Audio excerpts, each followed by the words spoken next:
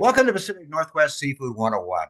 Hi, I'm Ken Saunderson with the Seattle Propeller Club, and joining me today is Chad C., who's the Executive Director of the Freezer Longline Coalition.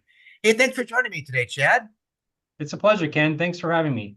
Hey, Chad, let's start off by having you talk about the Freezer Longline Coalition and what the association is all about. Sure. Well, the Freezer Longline Coalition is an industry trade association representing the hook and line catcher processor vessels that operate in the Pacific cod fishery in the federal waters off Alaska. We are a member organization made up of 9 members of the commercial fishing industry. We have members that are from Washington and Alaska. They include family-run organizations, community development quota organizations in Alaska, and a Alaska Native corporation as well. So we represent a diversity of companies across Alaska and Washington State. What we do is we are advocates for our fleet. So we work at the state and federal and local levels to represent the interests of our members and help to ensure a sustainably run fishery. That's great, Chad. Thank you for that. Tell us a little bit about what the difference is in harvesting between a longline vessel and other types of fishing boats. Sure. Well, longline vessels are unique vessels, particularly in relative to other fleets like ours that are catcher processors. We use hook and line gear that is set on the bottom, gently set onto the bottom of the ocean, and then allowed for fish to take the bait on the hooks on that line. So our lines are about can be up to 10 miles or longer, and there's up to about 60,000 hooks that could be on this line. And so that is set carefully onto the bottom and then lifted up when it's time to haul that product back in. What's unique about that is that it results in a very high quality fish. The fish is not damaged when it's on the line, and there's also a minimal amount of bycatch that occurs from this kind of fishery. It's a very, very clean fishery with a very minimal impact on the seafloor or the broader resource. It's interesting that the onboard processing ensures that your fish is frozen at the peak of freshness, right? Talk about that process and why that's important. Sure. Well, that's really part of the key as to why that our fish in particular is so high quality, because when you bring that fish onto the vessel off of the line, it's immediately processed, it's bled, and it's processed on board, and then it's placed into freezer pans and frozen. And so when you do that, it captures that freshness as if that product has just come out of the water.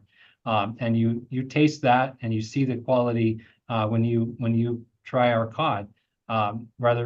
So it's something that we're very proud of. It really helps to ensure that you have that freshness as if that product is coming right off that vessel.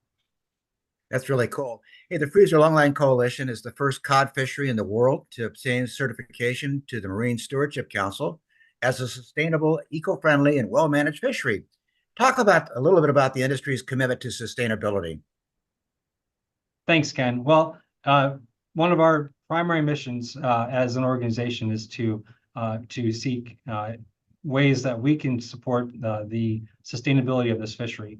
We're committed to ensuring that we have a fishery today and in future generations, so that we always have our cod to eat and our jobs in our industry to support our communities. So part of our mission is supporting research and ensuring that we have sustainably managed operations and sustainably managed fisheries. Something that we work on our vessels year-round, helping to collect data and research for the National Marine Fisheries Service. We've partnered with other groups as well to collect data that might help to be beneficial in understanding the stocks. Our organization has a scientist on staff also that helps to do work related to the research on cod, whether it's analyzing the food that cod eats or other impacts, other things that might support a better understanding of the future of the cod stock.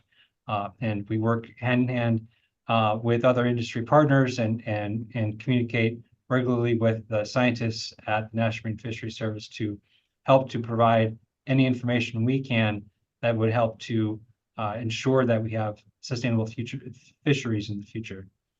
It is a terrific story. Hey, Chad, looking ahead, what are some of the top issues and or priorities that the Freezer Longline Coalition is working on this year? Well, the first thing right now, again, is on understanding the stock and helping to support the funding that National Marine Fisheries Service needs for survey work and research efforts. The unfortunate reality of our federal government right now is that we have budget challenges, and we have to step up and be advocates for strong support for continued research and continued data collection, because those are so fundamental to ensuring sustainable fisheries, ensuring that we can adapt to climate change, ensuring that we can maintain our operations and support our communities. So that's been a primary effort. It's also, we've been engaged on efforts that we might help to support strong markets for our product. There's been, with broader international challenges and headwinds, there's been a lot of challenges in the seafood markets that have limited our businesses, and we've been advocates on trying to improve the markets and the demand for product globally. Workforce development is another huge priority for the industry. The fishing and seafood industry does offer tremendous opportunities for great at-sea as well as onshore careers. Chad, can you talk a little bit about the job opportunities in your industry? Sure can. We really truly have a true diversity of career options in the seafood industry. There's, of course, catching fish, but that's just the tip of the spear when it comes to career opportunities in the seafood business. On our vessels, you have people who are catching the fish. You have vessel engineers. You have captains. You have others who are in the factories working to process the fish. But outside of the vessels, you have seafood sales. You have fleet management. You have corporate positions that are managing the companies themselves. So there's really a place for you, whether your passion is at sea or on land. And great family wage jobs, right? Yes, absolutely. There's jobs here that can support families and be careers for individuals who want to seek that. It really is a terrific opportunity. Chad, I love your passion. Why are you optimistic about the future of the seafood and fishing industry? Well, I think for me, it's just truly have a quality product, and it's a sustainable product that we can harvest and provide to our communities and to the world. And it's the passion in the industry for this industry and for the work that we do. We have our differences in the industry, but the passion is there from everyone to see it succeed. And it really helps me to come to work every day and work on these issues to make it a success. It really is a bright future. Hey, thanks for joining us today, Chad. Thank you, Ken.